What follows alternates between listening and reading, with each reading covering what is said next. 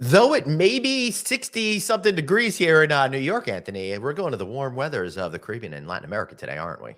I'm in my shorts. I'm Anthony. Welcome to No Vacancy Live. That's my friend Glenn. You're watching the #1 show in hospitality.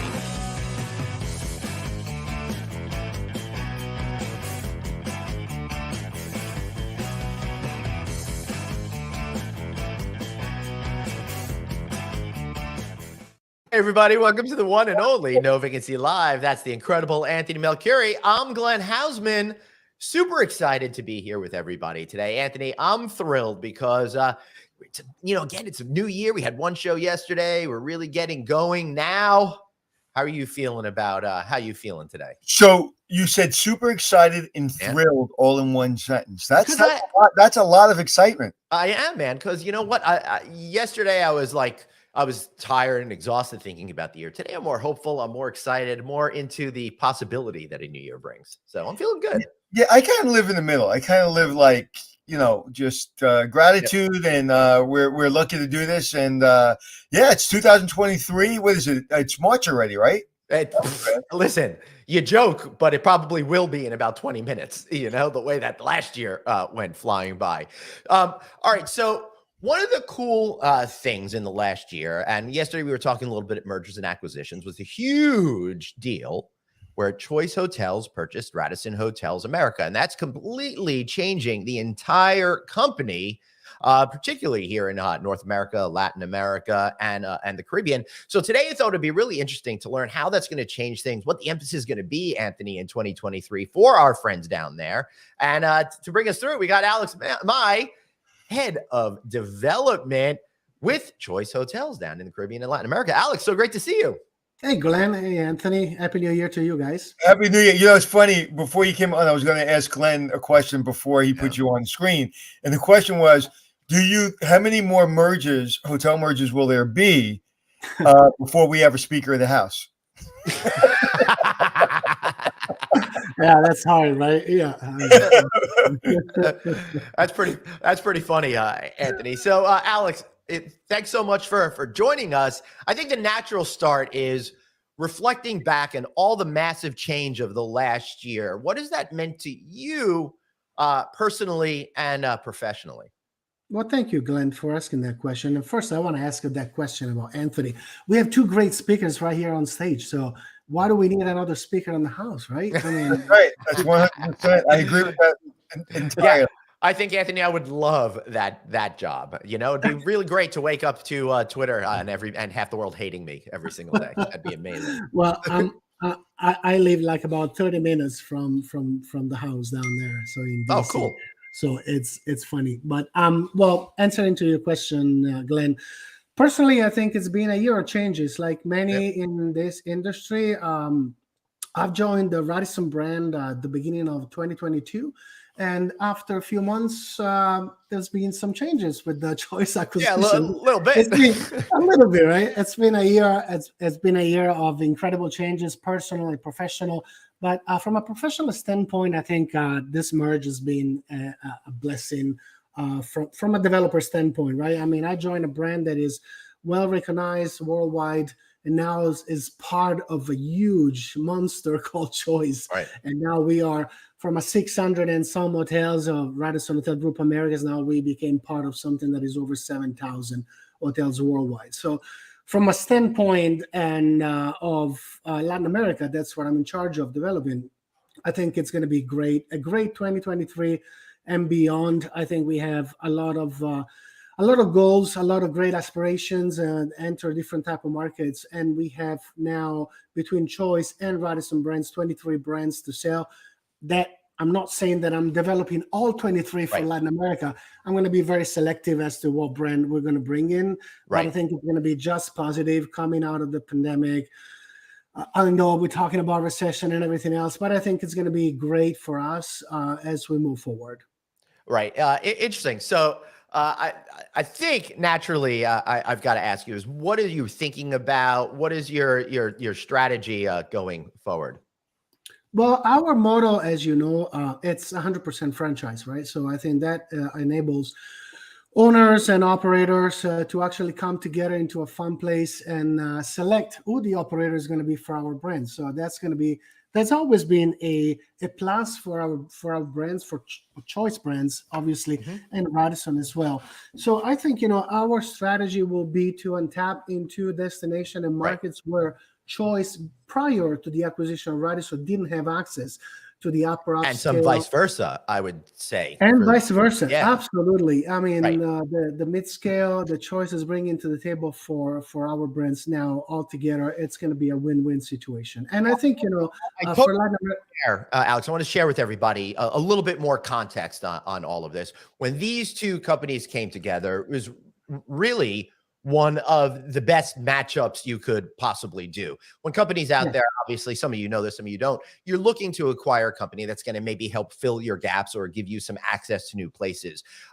Choice Hotels hasn't traditionally been in the upper end of the market, and Radisson has traditionally been more in that side of the market. So by bringing both those together, now, like some of the other major companies out there, you have the whole panoply of industry categories, from full service, limited service, extended stay, all inclusive, which we'll be talking about, and more.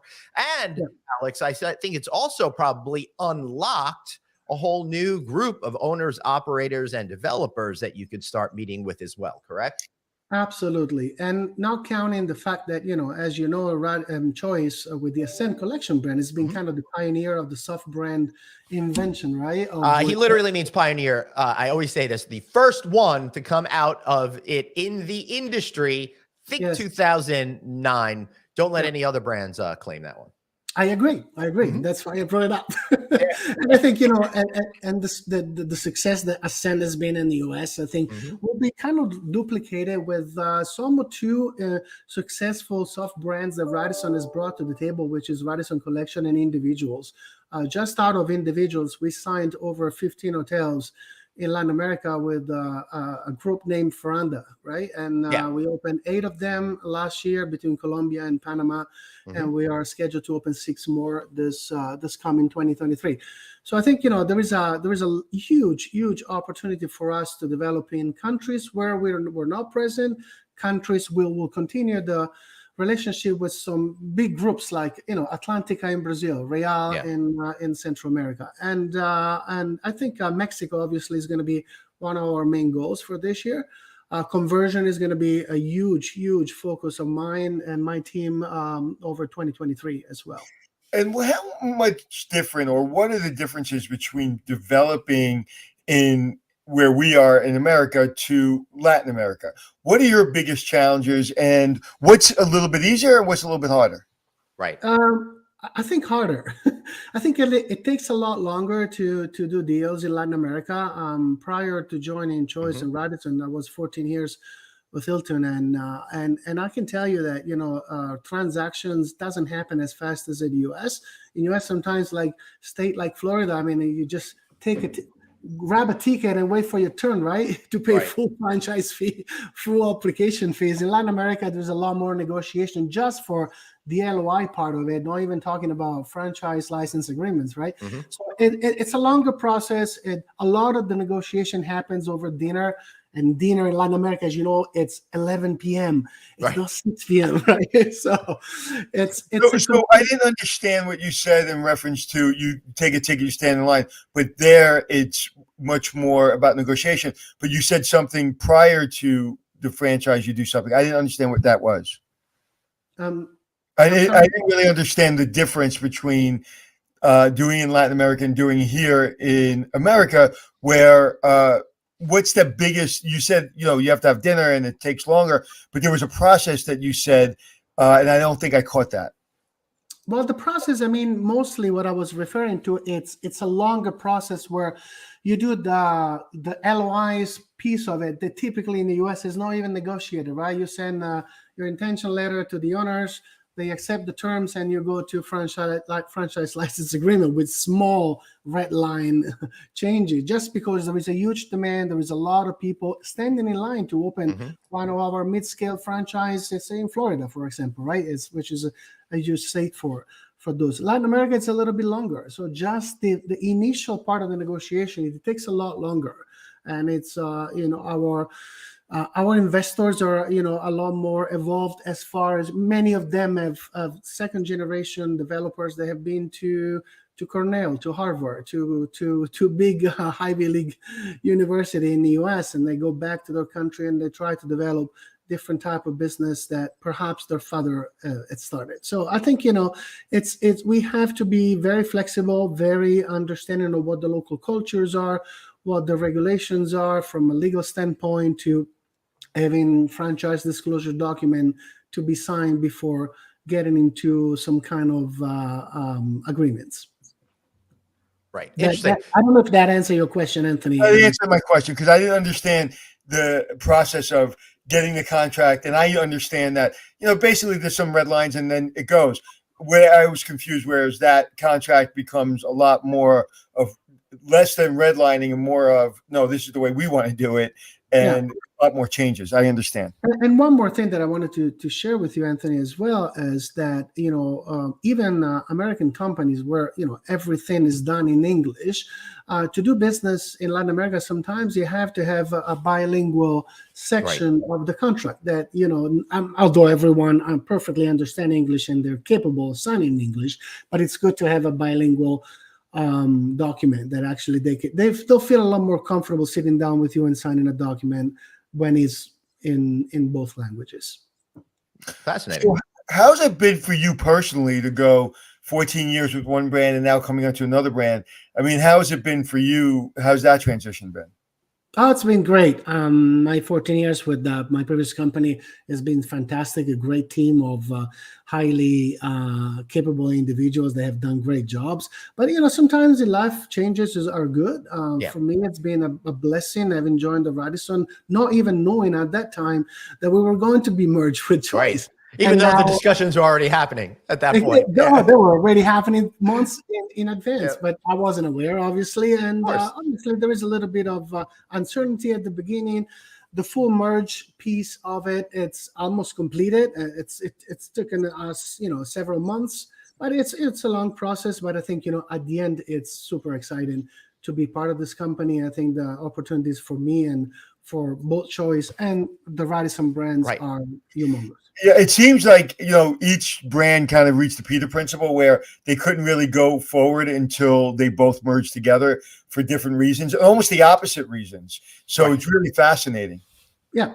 And and some of the documents, like from a legal standpoint, franchise disclosure document needed to be merged into one. So, it's taken time, but 2023 is going to be the year where we are going to deploy and sign a lot of deals under the Choice umbrella, and we're very excited about it. And I expect you to, because according to Lodging Econometrics, the Q3 Latin American construction pipeline, there are 548 projects in it, which is actually up 22% year over year, with 5 countries accounting for 68% of that: Mexico, Brazil, Dominican Republic, Peru, and Argentina. So that's exciting to see at this time. Now, all of a sudden, you're working from a more powerful position, while the area that you just under your jurisdiction seems to be having a lot of great development opportunities. How do you see that coming together? You mentioned a country that is very interesting, because I was there just a month ago, which is Argentina. I was there where they were playing the World Cup semifinal, and I just left in time before the final happened. But it was incredible the atmosphere that you feel there. And despite the huge inflation that they have in that country, I think there is still interest in developing. There's a lot of independent hotels that are actually looking for possible conversions and associating themselves to our brands, especially on the Radisson side of it. So it's exciting. Argentina has always been a market that has not been as easy to do business sometimes. But I think 2023 is going to be an interesting year for what I find interesting is that Colombia isn't really mentioned there. That was like the development darling for a long time, and it seems to have abided. What happened? Do you know? Colombia it's been great for many years, since the government many years ago introduced a law that actually allow investors not to pay taxes on development. So that ended, unfortunately. But during that time, there was a lot of been deals that we've done with my previous company. I remember that we benefit a lot from that that one. But Colombia is going to be, it continues to be a huge fuel for us as far as new deals and especially conversion. I mentioned a deal that we signed with a group called Ferranda, and we opened 8 hotels in 2022. We will open 6 and maybe more deals in 2023. And these are all in our soft brand collection, which is the Radisson individual brands, which allow them to retain, their name, their presence, but also tapping into the distribution channels that we offer as a big brand, international brand. Right. And they can get not only good distribution channels, but also get decent, pretty good, better discounts from an OTA standpoint, right? And all the negotiations that we have with bookings, Expedians, and so forth. I always find it fascinating what folks like you do, because a lot of the guys and women that I know here in the United States just deal with the United States and Canada, which is kind of very much the same. You're dealing with so many different countries over a large mass of land with so many different cultural nuances and lots of other things. How do you prepare yourself to be a performer in each of these different countries? Between Latin America and the Caribbean, there's dozens of countries that you have to kind of keep track of and focus on, right? Yeah, over 25, absolutely. Yeah. I think, the most important thing is listen to our investors and embrace the culture. Each culture is different. Inside a country, each city is different. Each city brings their own personality, their own needs. Example, Mexico, what you do business in Monterrey, which is very close to the United States, is completely different type of business that you do in Guadalajara, right? Or Mexico City, or Cancun and Los Cabos. So, but each country has their own need and their own niche, actually. And actually, it's very interesting. I speak 4 languages, and thankfully, I use them as much as I can in my travel. Yeah. And what languages? English, Spanish, Portuguese? Originally, I'm Italian, so, not that I use a lot of Italian in Latin America, but it helped me on learning Spanish and a little bit of Portuguese. And I speak French as well. In some of the French-speaking islands in the Caribbean, it helps me sometimes. So, and it's interesting because a person with your qualifications, like it really, the way you go about your business, you can sense it in this interview that you're very buttoned up, and you're very conservative, and you're a great listener. And in your position, especially with the merger, especially having so many countries under your control, that someone maybe with a little bit more kind of grinding and trying to get that, however you're incentivized to get that brand, signed and get that franchise signed, like that would really, especially since these mergers are coming together, especially in that side of the world, that would explode everything, and that would be the wrong way of doing it. You can almost see how you just melt into your job, one for your company standpoint, but also for the people you deal with and the investors you deal with. Like your personality seems to be really perfect for your job. That's interesting, Anthony, that you're saying that, because I feel like, as my kids always tell me, I'm very buttoned up, and when it comes down to the type of job I do, but I feel I'm the most flexible developer you can find in our business. That's what I mean by that. That's what I mean. It's like you're going to listen and you're going to do what's right for everyone, not what's right to close the deal. Yeah, true. And, there are parameters, obviously, that you can cross, right? I mean, when it comes, you work for a big brand like Choice, I mean, you have to make sure that, whatever you offer makes sense to the bottom line of our company. And, but yes, I mean, we have that flexibility being 100% franchise company that some other brands sometimes might not have the flexibility if they operate the assets, right? So, but I think the most important thing is really making sense of the deals. I mean, for us, return on the investment for the owners, sometimes a deal might be 50 keys conversion of a Radisson individuals in Colombia might not be the best thing as far as the return for us, but it's for the owners, right? And from a distribution standpoint, it's important to have our our scalable brands into countries that sometimes we don't have deals. Like right now, I'm negotiating something in Guyana.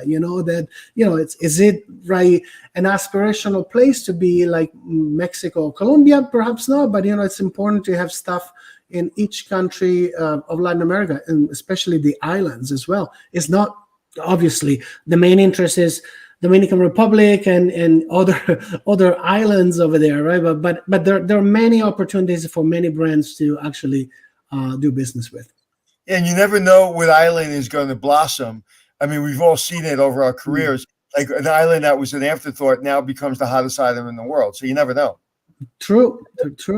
Now, one thing I do know, guys, is that all-inclusive has continued to become very, very popular. Used to be, it seems, just like Caribbean and Mexico were the only two places that had it. Then it started moving to places like Honduras and around all around our region. Of course, I'm not talking about Europe and Asia and all that kind of stuff. But what is the state of it of all-inclusive now outside those typical resort areas that we're all familiar with? Did you have opportunities in new places in Mexico? Do you have opportunities in Peru or Paraguay or Argentina or anything like that for these kinds of properties? Yes, Glenn. I have to be very humble when it comes down to all-inclusive. I mean, we are the new kid on the block on the all-inclusive segment. Really, when you look at our portfolio, we don't really have. We have one beautiful property, which is right on your background right now in Punta Cana. This one right here. Yeah, right there. Radisson Blue Punta Cana, freaking beautiful from my point of view here. Exactly. Oh, it's a beautiful property, great location.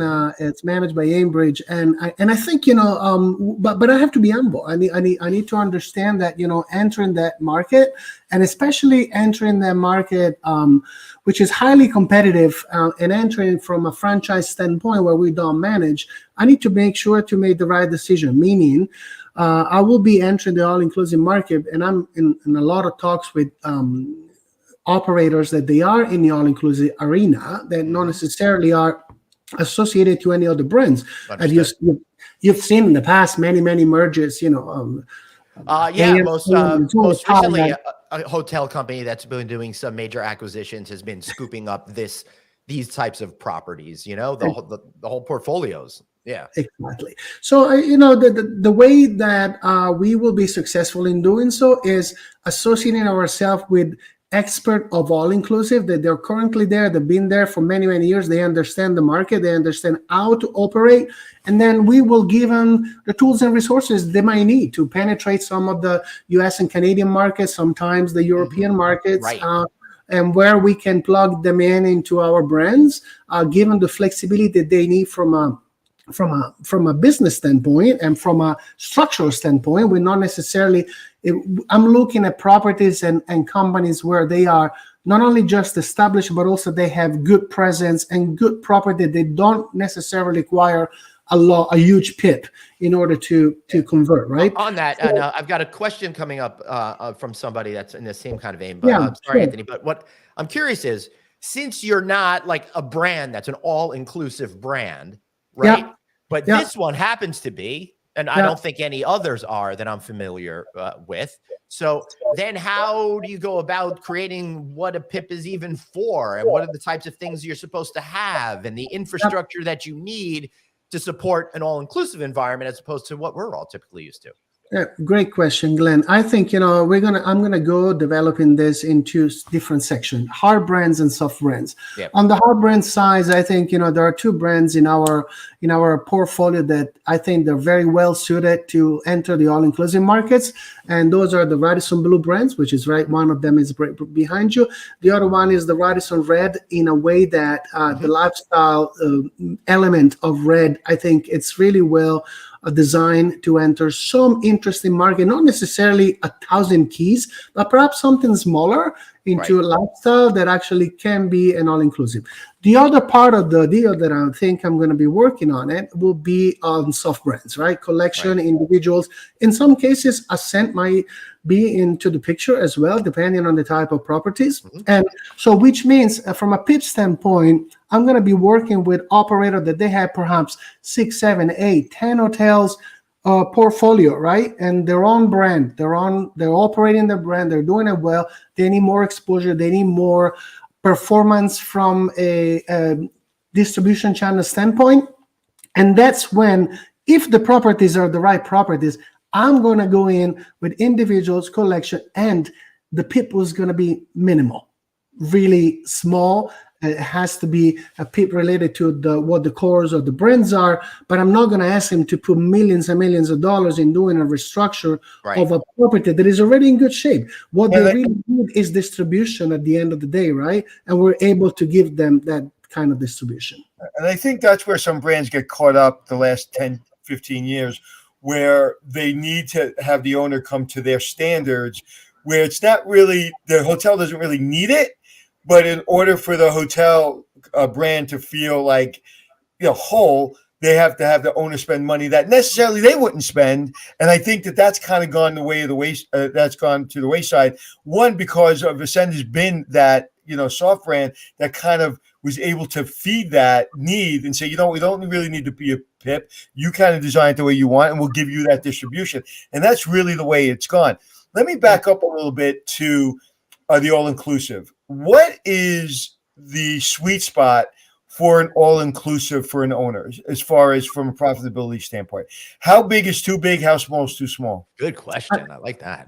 That's a great question. I think it all depends on the market that you're in, right? And, if you get yourself into an all-inclusive, as say Punta Cana, Dominican Republic, or Riviera Maya, Cancun, for example, they're monsters of hotels, right? 500. Yeah, and some of them have like 3 or 4 on massive complexes that are thousands of rooms. It's incredible. It really is depending on what your market is demanding to you, right? There are some, on the other side, some all-inclusive properties that are more boutique type of hotel, and they might rank about $700 ADR, right? So really, at the end of the day, it's about the demand that is that specific market that you have your hotel is generating. And might I add product focus, because Anthony and I are having this love affair with the Chotwall Lodge in Catskills, New York, which only currently has 11 rooms in it, but it's an all-inclusive model. And they're able to charge that premium pricing because of the very specific audience and product. So and with a hotel like that, Glenn, if I may add, please. A hotel like that, it really it comes down to almost just resting in the food, like everything else. Right. It's just the food really was the mama bear and papa bear of the entire resort. But I also think, what it's important is people are traveling to get the experience a lot, right? It's not just the food and the room. I mean, quite honestly, when you stay in an all-inclusive, how much time do you spend in your room? Not that much, right? I mean, I nap at the pool instead of in my room. Exactly. Exactly. But the food becomes very important. Exactly. The food is crucial. And what's crucial to me also is the entertainment part. The entertainment piece, I think it's becoming more and more relevant in the all-inclusive segments, where before, and I'm talking about, there's been, I can see a lot more on all adults only, all-inclusive resorts, right? Where people don't necessarily just come with the family, they just put the kids in the pool, they have the little Barney come in to do and play, but the all-inclusive adults only, also they want to experience a little bit more than just great food and a good night rest, but they want to have some fun. They want to dance at night. They want to have some entertainment that is included into the rates, and they're willing to pay a little bit more premium rates, and that's what's really going to make a difference. I just had a friend who's not an all-inclusive guy go away with people that are not all-inclusive people. They usually have, they go to high-end places, and they really, they can afford to do that. And they went to this all-inclusive, and they said the room was okay. Actually, it wasn't great. But the food, my friend just kept on going over and over. The food, the entertainment, the connection. I just put out a quote on my social media that said, connection is the new luxury. Yep. And that's what you're talking about.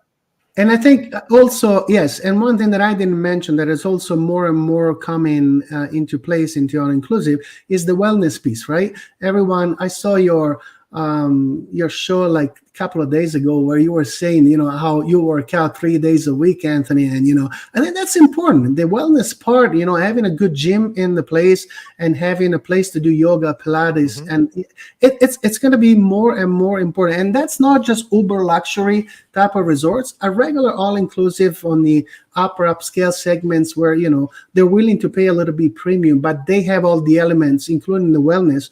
It's going to be very, very important for future. And that's a good point, because I think what happened during COVID, whereas people used to fit in yoga, fit in working out, now because they were home for so long and they do have more flexibility, it's no longer being fit in. It just is. It's just part of their natural being. Like we said the other day, brushing your teeth.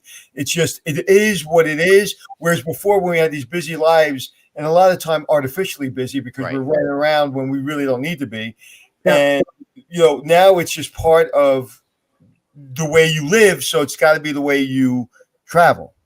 And the old part of the old era of all inclusive, I personally hate all inclusive. I don't like to stay at all inclusive. Why? Because my previous experience, maybe 10, 15 years ago, were bad. I mean, I stay in all inclusive, and they were not necessarily cheap, but the food was bad. There was no entertainment. There was no wellness, and I just didn't like it. But now things have changed, and the people are becoming more and more, picky. Right. And I think people also just like to know how much they're really in for a vacation. And one of the things that I've always felt is if I'm lying by the pool, asking for another drink for, the wife and I'm like, all right, that's another $40 and another $40. And I don't want to have to keep thinking about that. Yeah, but it's got to be, like, to your point, it's got to be a higher level. It's got to be more connection driven.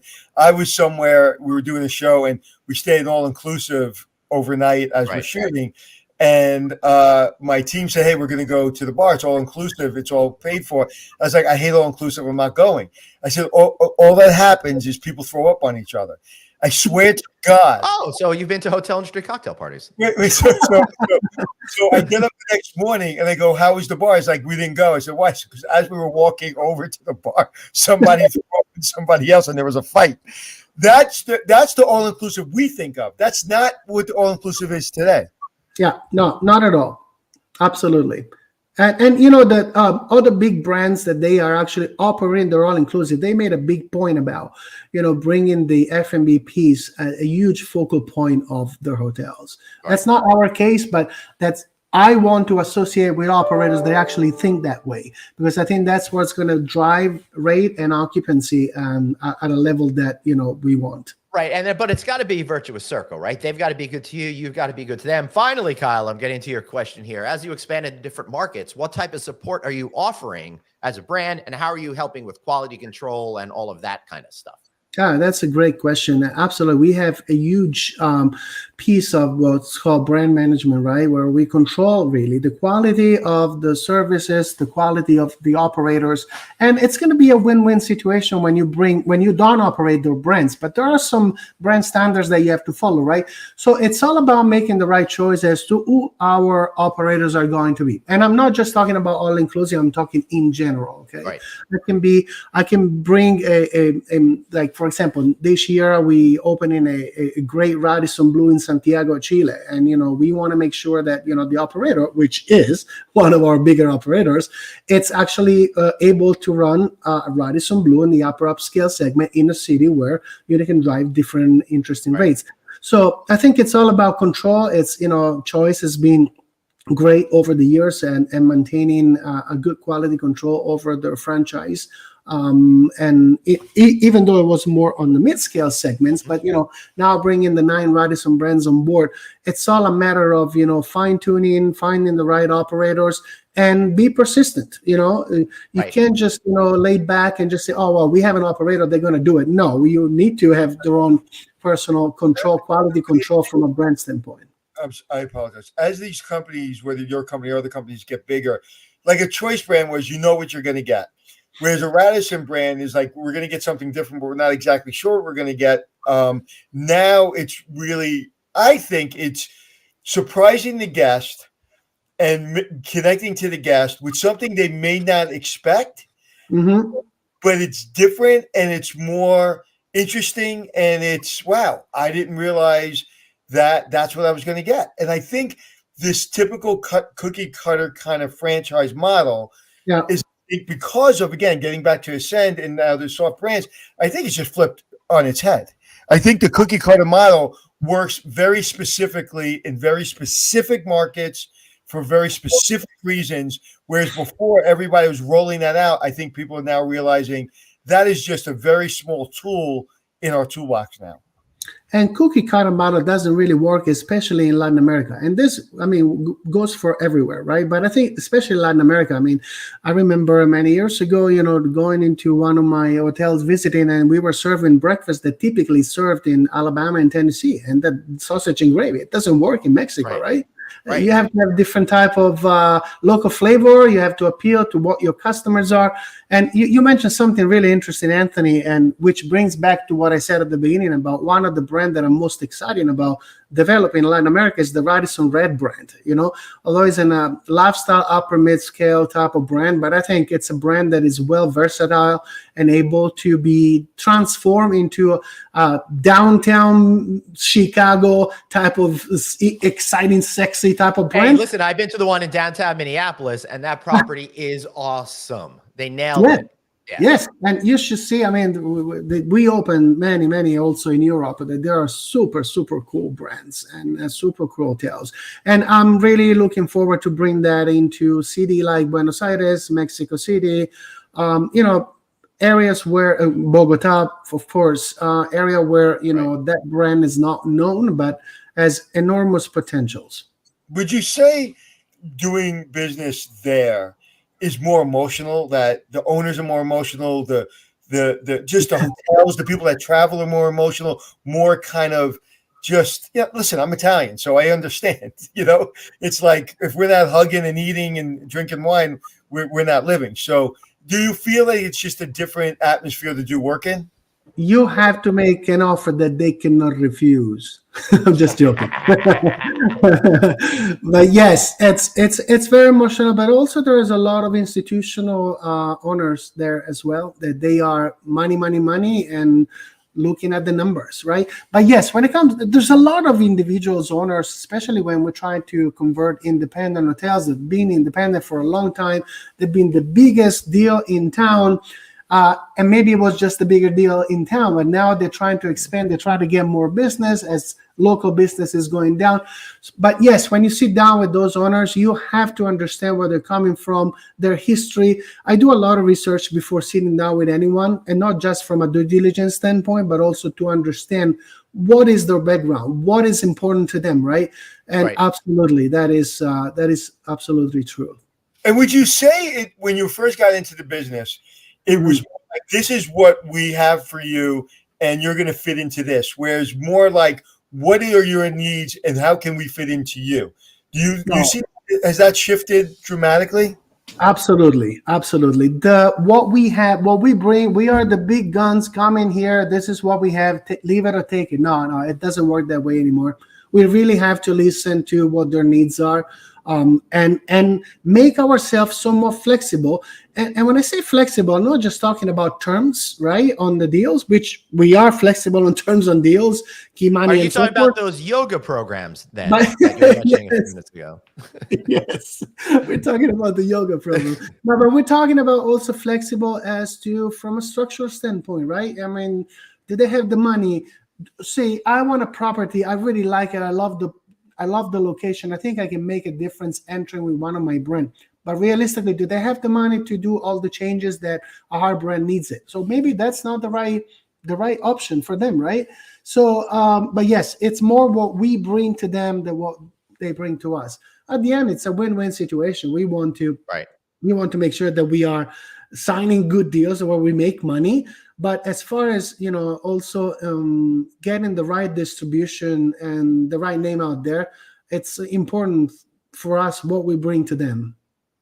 Yep. So when you're looking for people to be on your team, to do what you do, typically people in the operations of the industry don't really understand what you do, they're not really attracted to what you do because they don't know what you do.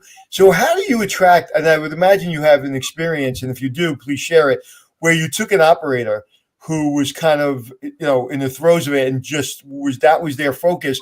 But then somehow they changed paths, maybe because they knew you or maybe because they were just looking for something different. How does one make that move? And do you have an example? There are two types of operators, right? The in-country operators and the international operators.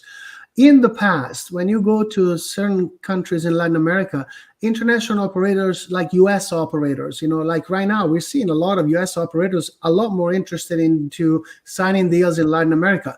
And why? Because they also have become a lot more flexible when it comes down to understanding those markets. They have realized that some of those markets they're bringing good money. They want to be there, right?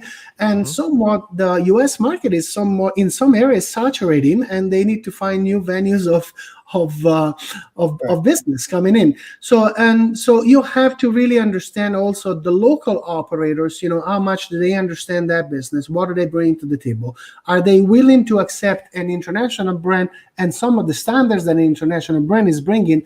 And especially, we need to give them all the tools and resources from a training standpoint to understand what we bring to the table, because it would be useless for us to say yes to a local operator that doesn't understand it, doesn't want to learn what an international brand is bringing to the table. So it's a process for locals to understand what they're getting into it, but it's up to us to teach them how to, right? As opposed to the international brand that they already know what Choice is, what Radisson is, what the brands are, and they can actually adapt their model to the different country that they're trying to do business with. How do you get people that work in operations in hotels to be interested in selling franchises? And do you have an example of working with an employee in a hotel that you brought onto the franchise? Yeah. Well, I mean, when you say operation, you mean in a hotel? Like, how do you say a front office manager who's going to be a general manager, but you know them or somebody identifies them and say, hey, I think you do really well in franchise sales? Oh, joining our team, you mean? Not necessarily one of our hotel. It's all about two things. I think, one, there are a lot of people getting into franchise sales that they're really good at feasibility, and that's where most of developers comes from. But also a lot of people coming from operation based on their personality, based on their persistency. You have to be persistent. This is a business that not necessarily just make a phone call, you close a deal. You have to make many phone calls. You have to take no for an answer, and you have to go back and to try to tell them why no is maybe they will reconsider. So there is a lot of piece of the puzzle that needs to be into this business. I personally come from operation. My background is in operations. I was hotel general managers, regional director of operations. I come from, I started with Hilton many years ago into the brand management piece of it, right? But it comes down to personality. It comes down to understanding the markets, understand what the power of negotiation is. So, Alex, what's your story then? How did you go from that to being in development? Yeah, it's about an opportunity that I had been, as I was in brand management for both full service and focus service. At that time, that company that I was working for was looking to a developer, and I had all the traits that they needed to, and the personality, I guess, to get into development. And I was very grateful that I was given the opportunity, because I think development is a very exciting field where you can put because when you sit down with an investors, right, and lawyers, sometimes you can bring the story of the brand and selling the dream and the hope.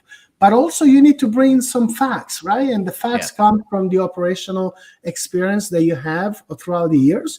And, when they tell you why you come from corporate, you have no idea what it is to run a hotel. I said, no, I do actually, because I run many hotels as a GM. So I know how to read a P&L and so forth. So it comes down to, it's a good combination. Yeah, and that's really important. I mean, when people, even what I do, people are like, well, Anthony, come on, you're a TV guy, you're a podcast guy, you're a speaker, you don't really understand. And then I was like, go to my LinkedIn page. Yeah, exactly. And it gives a lot of credibility. Like, even doing this podcast, you're being in the operation for, as long as I have been, it really gives a lot of credibility to the show. Yep. Yeah. Hold on. I'm getting some breaking news here from Guinness Book of World Records. We just set a record for talking to a hotel development guy and not mentioning extended stay for 44 minutes. I think that's the longest any interview's gone without that. So That's incredible. That's incredible.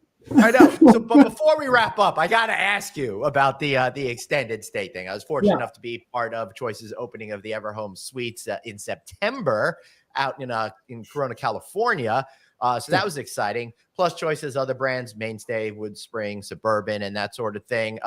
How is Latin America and Caribbean approaching thinking about it? Because obviously, you know this, here in the United States, 30% of the construction pipeline is all in that particular category. It's a huge piece of the deal, actually, that in the U.S. is working very well. I'm so proud of our brands over there. They have done a great job. For Latin America, I think, we are at a stage right now that we need to understand which brand makes more sense for us to use for Latin America. And we're not going to go with more than one brand on the extended stay segment. So we need to figure out if the Radisson Inn and Suites brand that we launched in March of last year, it is a brand because of the name Radisson will be more resonating into our market, or if you bring in one of our already successful brand from the US and trying to adapt to Latin American market. I'm right in the middle of trying to figure that out, to be honest with you. But at the moment we figure out, what will make more sense. In fact, we have a meeting in 2 weeks in Rockville to talk about development. So, and once we figure out what will be the best option, I think we will go 100% full blast on it, because it's a segment also that it's actually growing very well in Latin America and has been very successful over the past few years. When you say successful, it makes me think that you're leaning towards the Radisson Hotels and Suites model, because that is, I think, a better well-known name down there that pretty much that fits more what people are used to. Because of the name, that's just anecdotally. I don't know. No, that's a great point, Glenn. And I think the answer is yes. The name Radisson, believe it or not, I mean, we have 175 hotels in Latin America between Choice and Radisson, right? 64 of them are Radisson. The remaining are Choice brands, right? But the name Radisson, it really does have a lot of recognition because of that international vibe, right? The problem that Radisson may have had here in the United States, compared to the big powerhouse brands, does not exist in the rest of the globe.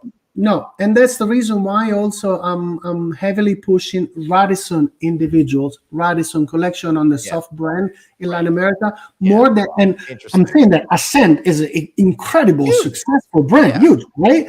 But I think, when it comes down to naming recognition, I think that's important. It's a decision that we have to make. We're not 100% down with that. And we're still into the integration part of it, but absolutely something that we need to look into it. Yeah, and to me, that's really fascinating, because sometimes what might seem the most obvious isn't necessarily the best thing to do. And that's why it's so important to have these discussions, apply a lot of critical thinking to it in order to come up with the best scenario. Absolutely. Yeah. All right. Awesome. Anthony, you got anything else for our buddy? It was a pleasure. And you have a twin brother, because I feel like you and I have had a lot of dealings together, but I think it's somebody else I know in Italy. Where are you from? Originally from? All you Italians look alike. Well, my father is from Civitavecchia, but I just found out my mother's side is from Sicily, so it seems I have more Sicilian blood than I do. I thought it was more Napolitan and more from Rome, but I think Sicilian beats it out by a few percentage points. Where are you from? I'm from Tuscany. I'm from Siena, near Florence. But I'm going to be in Sicily in September for a little vacation. So I might catch up with some of your buddies down there. You're from the finer people. Yeah, I always say when you go to Sicily, Sicily believes in three things. We're Sicilians first, we're Europeans second, and we're Italians third. That is true. That is true. I've never met anyone that's more like, when you're in Sicily, I've never eaten better anywhere on earth than Sicily, period, end of story. Yeah. But they drop the food and they don't really wish you a good day. And nobody speaks English. Whereas every other country, they speak English.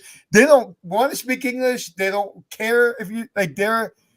It's a different world, but they're some of the most intense, beautiful people I've ever met. And listen, Anthony, if as an Italian, if I go to Sicily and they speak Sicilian, I also don't understand. So No, and that's and right, and they have no interest in you No. speaking Italian to them it's true. because True, you come true. from the you come from the fancy people. I'm Sicilian. I don't come from the fancy people. But anyway, it was a pleasure meeting you. It was My great pleasure. seeing you, Thank you, Alex. Thanks so Anthony. much. Hope to see you soon. Thanks. If not in the next couple of hotel industry events, then hopefully, certainly in Las Vegas at the end of April at your annual Absolutely. conference. Take For care. sure. Have Thanks, a good guys. one. Take care. Bye-bye, Bye-bye. Alex. That was a lot of fun. And what was really interesting to me about that is learning about development through the lens of other countries and cultures and stuff like that, right? You know what's interesting? Through your Yeah. connections and personality and knowing everyone, we do a good job simply by just you knowing everyone. Mhm.